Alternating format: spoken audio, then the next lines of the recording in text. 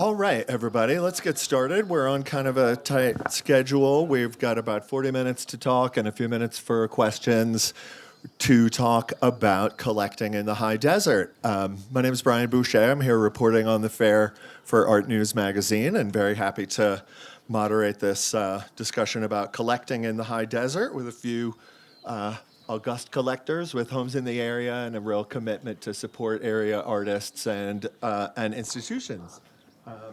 So just to start with, everybody has Google, so I'm going to give you very, very brief introductions here, especially since we have such a short time. Starting at the far end is Jason Williams, based between San Francisco and Palm Springs, and sits on the board of the Institute of Contemporary Art San Francisco. Patsy Marino lives in both Palm Springs and La Jolla, trustee and advisor to various art institutions, including San Diego Museum of Contemporary Art, Stewart Collection at UC San Diego, and formerly the Palm Springs Art Museum.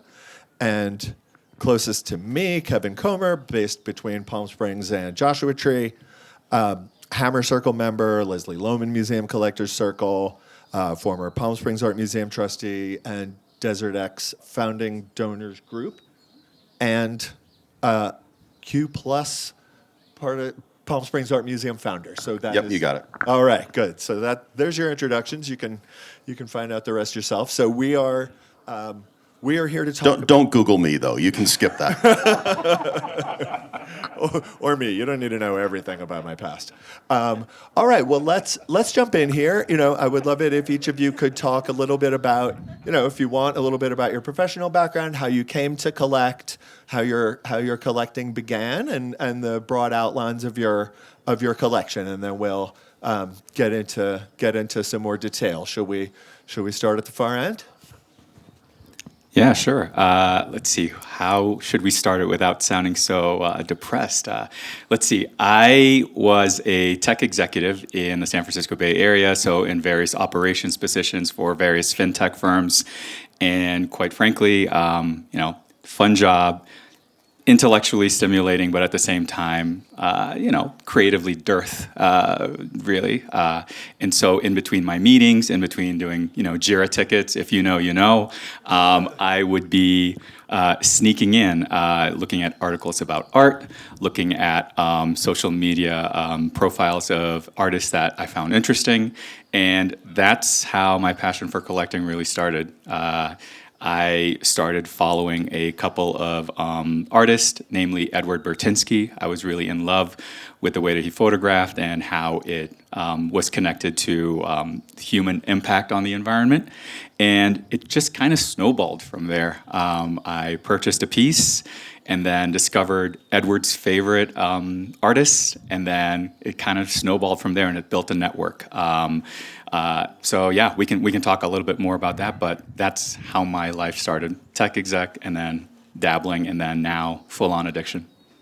And a little, could you say just like a couple words more about sort of the span of the collection? What do you focus on, or how broadly do you collect? Fairly broad collection. I've been collecting for a little over 10 years now.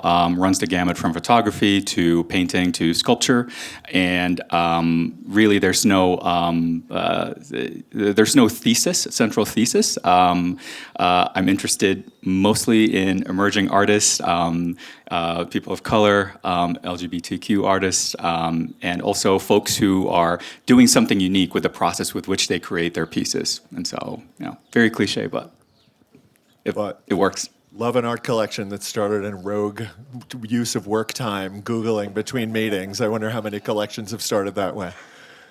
All right. Good afternoon. I'm a jewelry designer. Started a new fine jewelry line a couple of years ago. With one example right here, I see. Yes, Kevin's sporting one of my pieces. And my husband and I started collecting over 25 years ago. I want to qualify that anything I say today about me and how I collect is really unfair to take that in a solo way, because we collect together. However, I will say that sometimes when we don't always agree on a piece, that's a great opportunity for me to give it to David as a gift. And there's lots of gift opportunities every year. Psst, Don't tell him about that strategy, though. So we started collecting when we got married together 25 plus years ago, and like a lot of collectors, we started with safe art. We started with things that were approachable. We started with things that felt easy to live with, and we had a couple of kids right out of the gate, and wanted them to grow up in a house where contemporary was all around them. So lots of color, lots of pattern, lots of design. And then over the last couple of decades, our tastes have morphed and changed. I like to think about it like when I was in college, I loved Sutter Home White Zinfandel. And now I really love Romani Conti Burgundy. And so I'm hoping that continues to evolve for me. So more recently, in the last decade or so, we've really leaned into collecting in the environments in which we live, really feel strongly about being a part of the community, and really feel strongly that it's important to support the artists that are there, making that community so valuable. So we love to get to know the artists that we collect. We like to collect them over time and deeply. And we also like to support them if they're having an institution show. So that's sort of the way we collect. I would say about a third of our collection is now desert artists, high and low. We also have a deep collection of Herbert Bayer, who was a Bauhaus artist and who recently had a museum built in his honor in Aspen. And then we spent quite a bit of time in South Africa. And so we have a large collection of South African artists as well. Beautiful. And I certainly have heard collectors talk about the problems that arise from having an art collection in a home with children. But I don't know that I've heard a collector before say that you, to some degree, wanted to create work, or rather collect work that would be sort of conducive to their aesthetic education. I love that. It doesn't come without impact. And when I say impact, I mean tennis balls. We have a fantastic Ruth Pastine that one of our children intervened with a tennis ball. So it happens. It's the risk you take when you do have fine art in a household with humans growing up, because it's messy. But we still feel like it far outweighed the risk.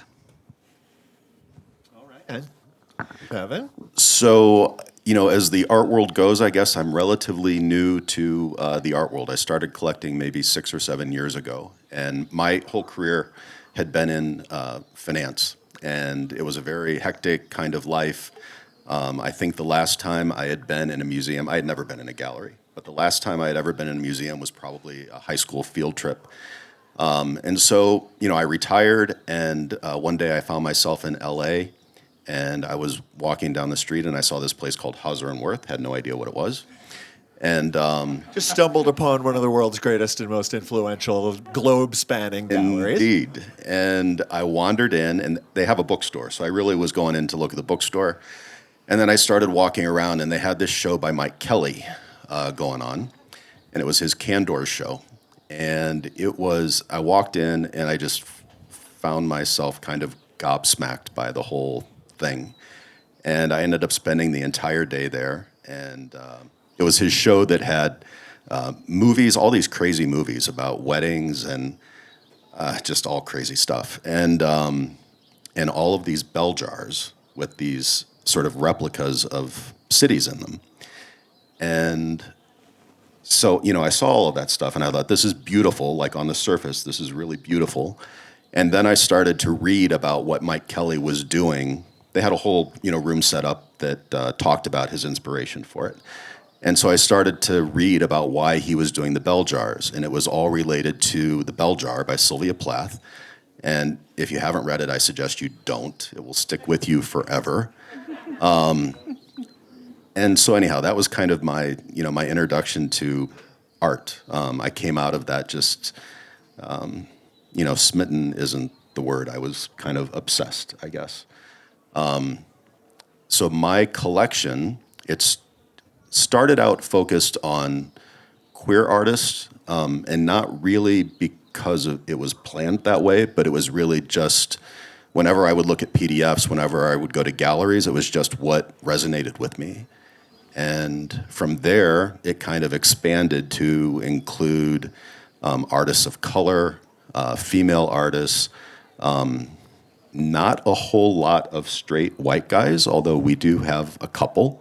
We get plenty of attention. It's fine. Yeah. But it's interesting. The straight white guys that I collect are all high desert artists. I don't know why that is, but it's worth a little bit of thought, I guess. And we're focused mostly on figurative works, mostly on paintings, but we've recently expanded into sculpture as well. All right. So I wonder, I want to just go off of something that you said about how collecting an artist is not just about a single purchase, and it's not even necessarily about following their work over the years. It's also about helping to support their exhibitions and projects. And I wonder if you can all talk about how that looks in your life about supporting artists beyond simply writing checks for individual pieces and so on. Sure. So in 2021, when most museums were still closed, and most galleries too, there wasn't a lot to see for art collectors and art enthusiasts. And so the institutions, as they began to reopen, were doing their very best just to get their doors open. They didn't have a lot of programming, and they certainly didn't have a lot of education or content for collectors. So I had sort of serendipitous evening with another collector in early 2021, and we talked about this gap that existed. And so we decided to try and fill it here in the desert a little bit. So we formed a private collectors group that was agnostic. It wasn't part of any of the institutions. And we hired a curator, a private curator, to research and help us produce a season's worth of content.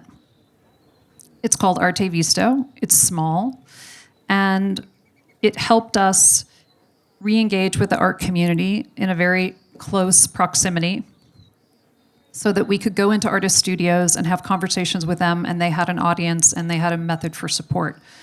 So we started that 4 years ago, and it is now operated by Brooke Hodge, who does a phenomenal job as the independent curator of it. And that has been a huge turning point for me personally in terms of how I think about engaging with art. It's very satisfying personally. I think I always get way more out of it than an artist does. And so that makes me selfish. To go into an artist studio and have an experience with them where they're showing you their work in process. They're opening up themselves up. It's a very intimate experience usually. Typically, artists, at least in the desert, have studios that are in their homes. So you're entering this very special space for them. And getting to know artists and how they work and what their life stories are that inform their work is the greatest reward and the most interesting thing that I do. And those relationships with those artists, for me, are very cup-filling. They're very rewarding for me. I'm not an artist, but I have tremendous appreciation for it, and I value those relationships. And I want to support those artists, not just by acquiring work, but also by helping them get in touch with the right institutions that might be interested in their work, perhaps putting together a group of people to acquire work to benefit that artist and that institution, and then helping to support their shows, either in galleries or in institutions. Yeah, I would say the studio visit is one integral portion of this. Being able to understand how the artist thinks is also, it's just fantastic, because then you are able to articulate it with your own network to explain why this artist is important and why he or she is doing something very unique in the world right now. I will just add to that, in addition to having that relationship with the artist, connecting with the galleries that represent them is also, it's also key to developing that relationship, I would say, in a couple of ways. Number one, Patsy had already mentioned this, but you are ostensibly helping market their reputation out there, right? So telling your friends and family about the great work that they're doing, upcoming shows that are taking place, that really makes a huge difference to the artist, right? It's just it's a matter of getting their name out there and getting their works out there. On the second part, galleries would also appreciate any supplemental support that you would be able to provide. And so, for example, a fellow collector friend of mine has developed these breakfast chats where a gallery will open up, their place with the artist to do a private walkthrough in the morning, and the supporter, the collector, fronts the payment for bagels and coffee, right? Very easy to administer, but it makes such a huge difference because there's another opportunity for the artist to talk and connect with potential collectors. So just a couple of examples there. Never quite thought of it that way, of the collector as the hype man for the artist and maybe even for the gallery through word of mouth, but I love that. Yeah, we're all wingmen here, so it's great. And, I think that my approach probably mirrors a lot of what Jason and Patsy had to say. And for me, it kind of goes back to what I said about the bell jar and Mike Kelly. If, my whole sort of process kind of starts and ends with the artist and what their thought process is and what they're trying to convey. And if I hadn't taken the time to read about the bell jar and what it is that Mike Kelly was trying to say with the bell jars in his show, I would have missed 75% of kind of the inspirational element of that entire show. I just started thinking about the Hammers Made in LA show. And there was an article, and I hope it wasn't one you did, but it's okay if it was. But there was an article that came out in a publication. It was very, very negative on Made in LA. And it said that the entire show, in this political climate, it said that the entire show was lacking any kind of political commentary. And I thought it was so off base because the biggest work in the show was a work by an artist named Ali Ayal, and it covered one whole wall of one of the rooms in the show. And yes, when you look at it, it's a beautiful work, and you kind of see lots of colors, and it just kind of looks like a pretty picture, as they say. But if you took the time, I was lucky enough to be able to spend time with Ali, and if you take the time to look at it and understand what it is that he's doing, you'll kind of notice that the foreground of the painting is the platforms of the Twin Towers. And Ali is a Palestinian immigrant, I should say. And so the platform was the Twin Towers footprint. And when you look at what appears to be beautiful fields, they're actually a battlefield. And, the what look like birds are really drones, right? And so what he was saying, if people take the time to talk to the artist and understand it, was, he was talking about his experience as a Palestinian immigrant living in the United States through 9/11. So anyhow, for me, that's just an example, but I think it's just so important to focus on the artist and what they're trying to say. And for me, that's kind of where the process kind of starts and ends. And then, as I develop relationships with artists, I think this is true, I don't think I've ever bought a work to add to our collection where I haven't either met the artist or spent a very long time already talking to them so that I really understand what it is they're trying to do. Yeah, research is such an essential part of journalism, and that was not my article, and collecting and life in general. So the way that you all talked about your collection, I get the impression that that you're collecting really developed in an organic way. But I wonder also if that is sort of balanced out with the long-term vision for the collection and how risk-taking enters into the way that you've built your collection. If we could, and maybe instinct and risk and planning are, I don't know, part of the mix, sometimes clash, if that's a helpful way to think about it. Does that spur any thoughts? I'm not sure I even understand the question, but whether there's like a deliberate plan for your collection or it's really more organic, and whether things sort of how much chance enters into the way the collection has grown. All right, I got it. So I'll answer it as I'm kind of interpreting it. So when we find a work that we fall in love with, we really this is my husband Rick out here, he's going to say that I should pay more attention to risk than I do. But we don't really think about risk. We don't think about any of that. We really kind of just look at the work and decide if it resonates with us or not, and that's kind of the end of it. And if it does, we add it, and if it doesn't, then we, kind of politely pass. But we have works that, we have one. I don't even know if I can talk about this work, but we have one work by an artist named Shivis Clem that I think this is to your point.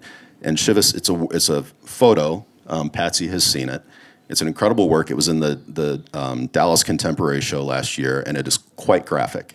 And it was in the show for one day before Governor Abbott pulled it because he threatened to pull their funding, and he said that it was a homoerotic type photo, and it is the opposite of that. And it's a photo that's really a commentary on Americans' fascination with gun violence and how we are willing to kill ourselves rather than give up our guns. And so in any event, it's kind of an interesting idea, I guess, that some of our political spectrum would view that work that's about gun violence as being homoerotic. So in any event, risk doesn't really factor into our equation at all. Doesn't dissuade you from collecting, for sure. No, it sounds right, like. right. Yeah. Yeah, I would say it's 50-50 in my case. And so Patsy talked a little bit about the partnership that takes place in your household, right? You have another stakeholder that you have to listen to in terms of selecting and acquiring pieces of art.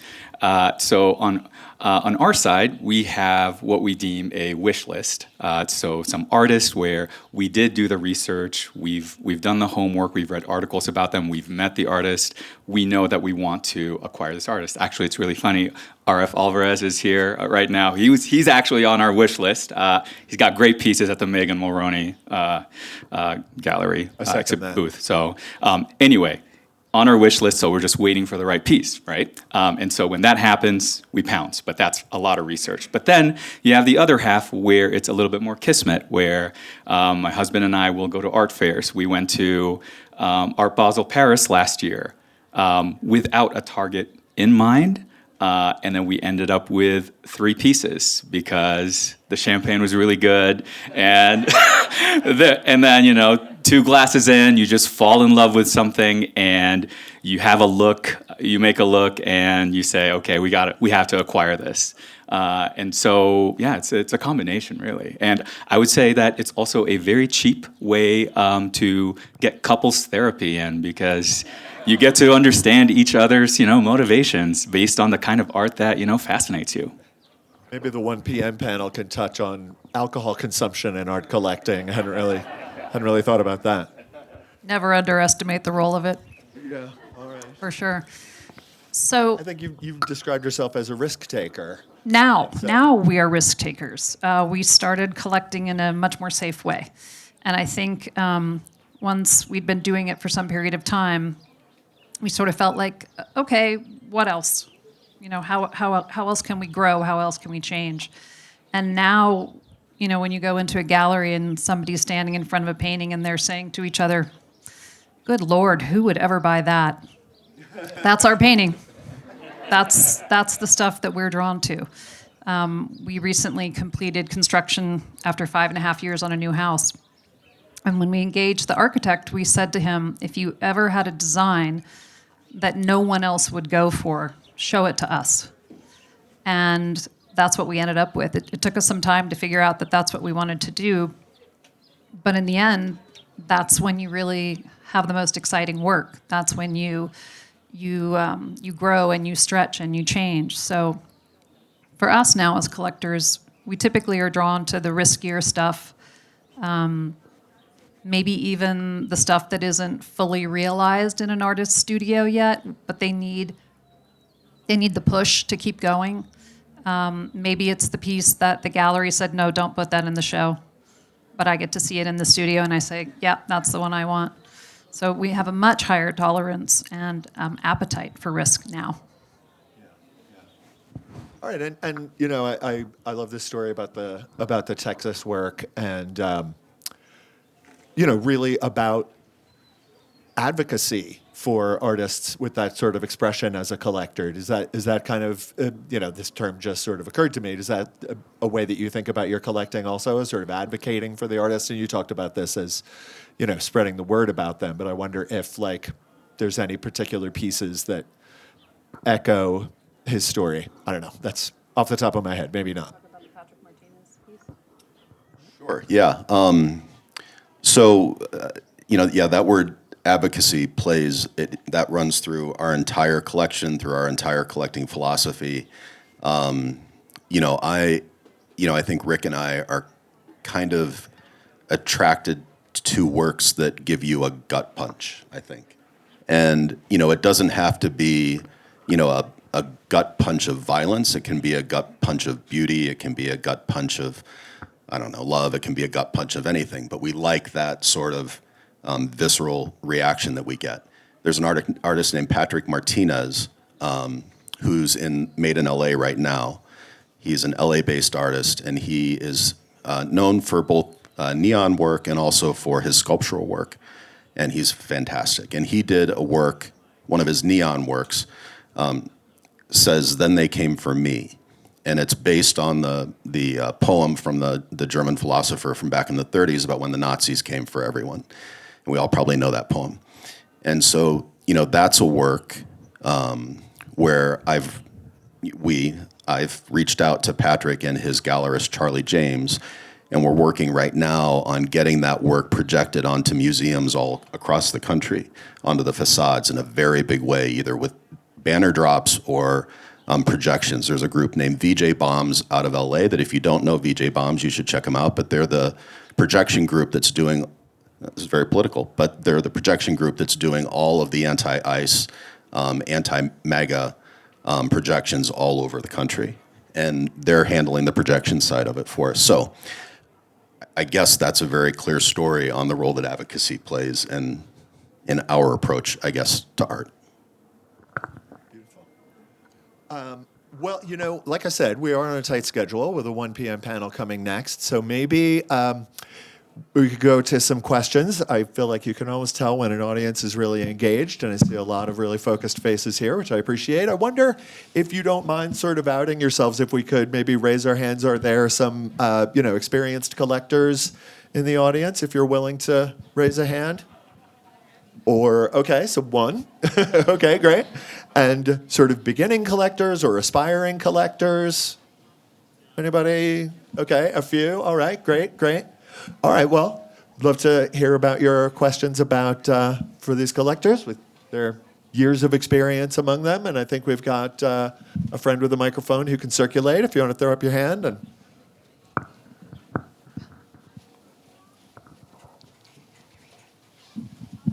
I'm curious, each of you are speaking very much in the active, I am collecting, I am in the process of acquiring.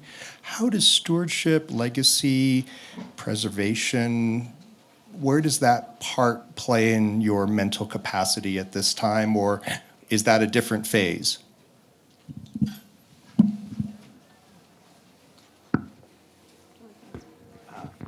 Right now, it is not.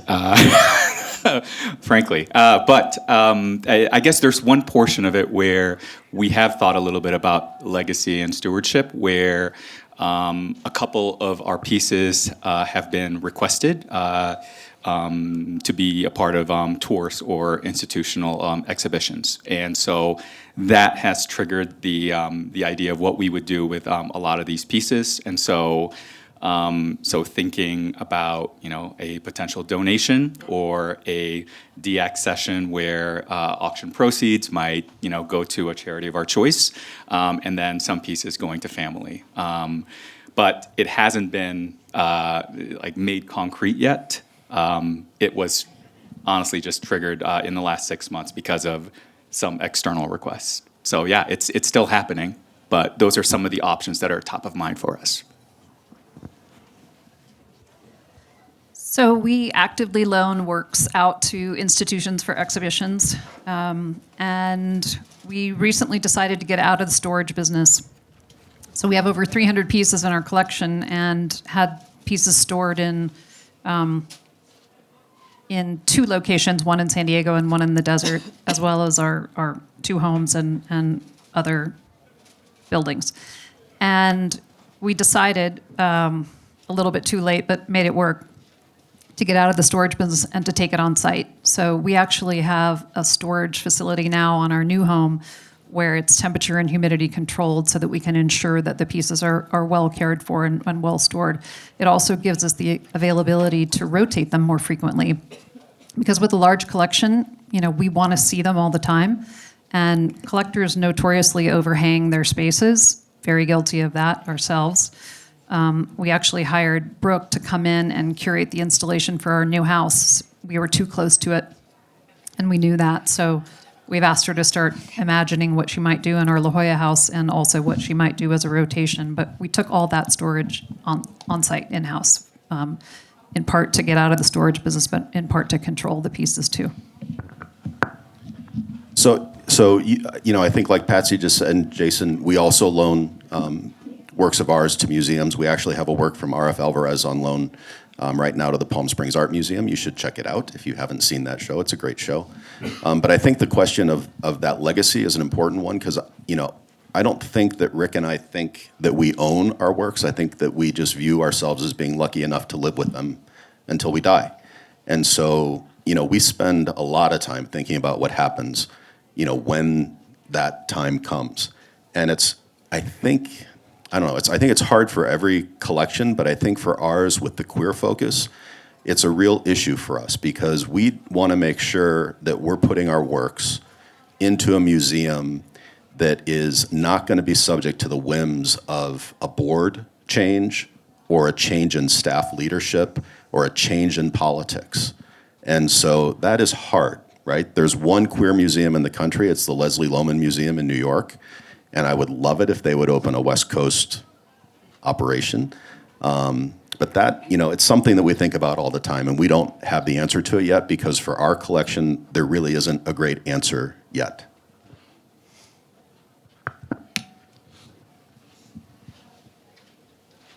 Don't be shy now.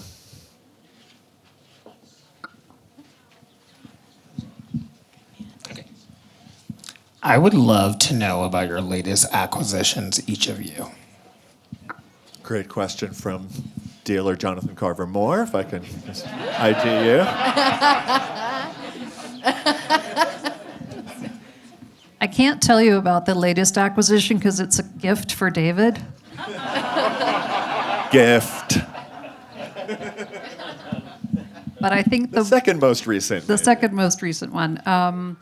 So let's see. We commissioned a small number of works for the new house that were site specific, and one of those is a very large scale installation by Philip K. Smith, who's an artist who'll be talking briefly. And we're really excited about that one because we'd never done something that was site specific, and it reflects, his works are mirrored and also digital, and so it reflects the landscape around us during the day, and then at night it becomes its own 59-minute choreography. And it's very personal to us, so we bought it for each other for our 20th anniversary. It takes a long time to do this, so we're celebrating 25 years now, but we just installed it. I'll give 2 answers because the first answer is a little biased. Jonathan, my last piece was acquired from your gallery. It was by the artist Sese Elangwe. It actually was born out of a gallery visit. So Jonathan had a breakfast talk where the artist was there talking about the pieces as they were being finished. So there was he was building the pieces there in another room, and so it was just fascinating to see the process. Fell in love with a couple of the pieces. Started negotiating with Jonathan immediately to say, put those on hold, and then decided on one of the 2 pieces. And so this is an example of one where, just going to these events can actually give you access, the level of access, and also the level of knowledge that will make you appreciate pieces from the artist. And then the second item was born from an auction, of all things.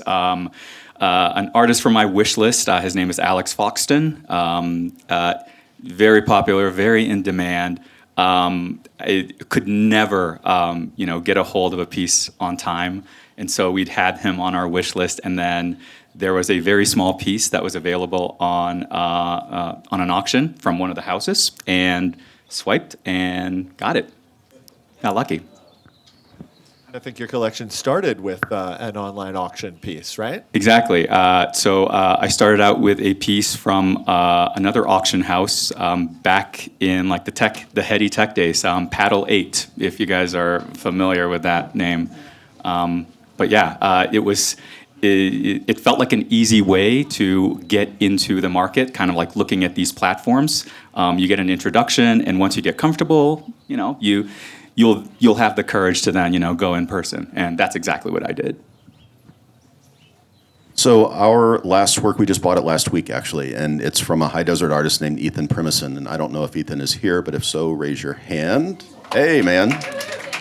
So now I'm a little embarrassed at everything I'm going to say, but so Ethan is a remarkably talented artist, and I first saw his work at a gallery in Yucca Valley called Compound a couple years ago, and there was a piece there that I really loved, and I sent photos of it to Rick, and we both loved it. And at the time, it was, if I'm remembering right, I think it was on hold, and then I kind of sort of went on about life and forgot about it. And then as part of the group that Patsy was talking about with Brooke, we went around a couple weeks ago, and we went to Ethan's studio, and that work was there, and it was still available, and so that was the work that we bought. And if you haven't checked out Ethan's work, you really need to.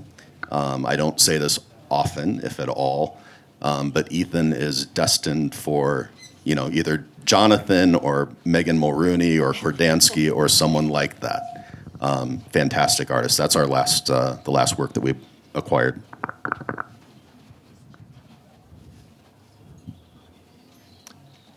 Let's see another hand. Anyone? Brett?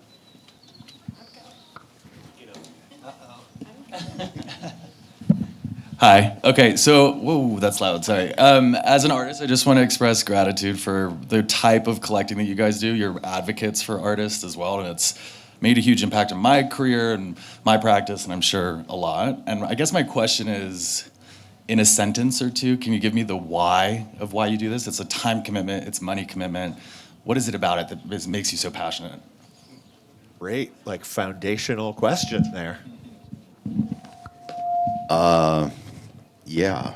So, no, you go first.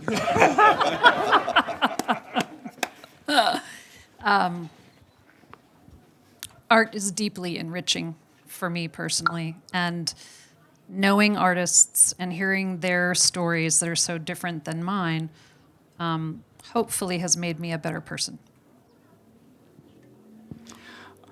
Art unlocks a level of knowledge inside me that that I did not have the tools or access to, and so it gives me a deeper understanding on how the world works, and that has been just a fantastic thing for me. It's like made the last decade of my life super fantastic. In addition to my family, yada yada